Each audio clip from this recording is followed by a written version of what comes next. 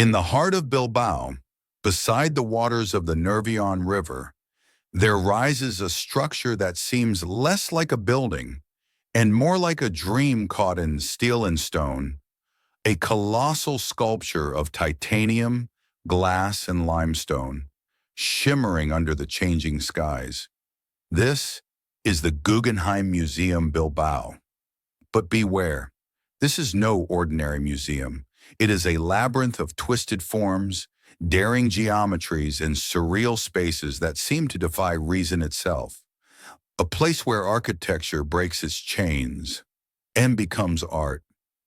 Designed by the visionary Frank Gehry and unveiled in 1997, the Guggenheim was more than just a museum.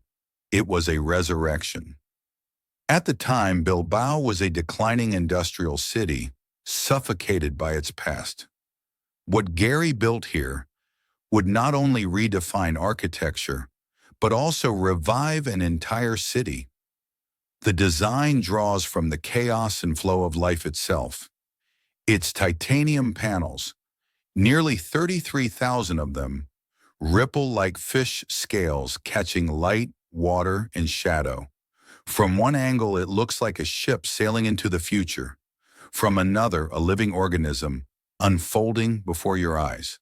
Step inside, and the world begins to shift.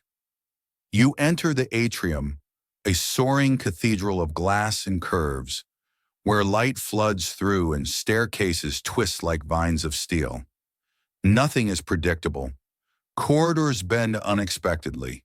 Galleries stretch into vast cavernous spaces. And then, the encounter begins. Works of art confront you like riddles. Richard Serra's The Matter of Time pulls you into spirals of steel, where you feel trapped inside a giant's workshop. Jeff Koons's Puppy, a massive floral guardian, greets you outside, playful yet strangely intimidating. Every piece, every hall seems to challenge, are you the observer, or are you being observed? Architecturally, Gehry employed advanced CATIA software, originally used in aerospace engineering, to achieve these impossible curves. It was the first time in history that computer modeling transformed chaos into reality on this scale. Without it, the Guggenheim could never have been built. The titanium cladding was no accident either. Gehry needed a material that would resist Bilbao's weather, yet glow with life. When rain falls, the panels darken, creating stormy shadows. When the sun returns, they gleam like liquid silver. The museum itself becomes a living canvas. The Guggenheim is not just architecture, it's a weapon of transformation. What some call the Bilbao effect began right here. One building, one vision, brought millions of visitors, billions in revenue, and rebirth to an entire city.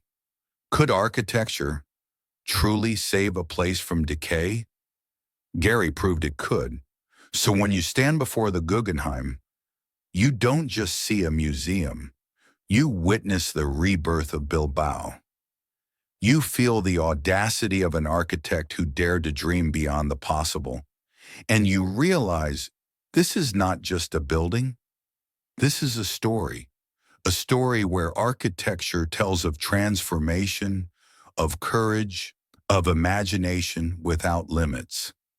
This is Archi travel where buildings tell stories.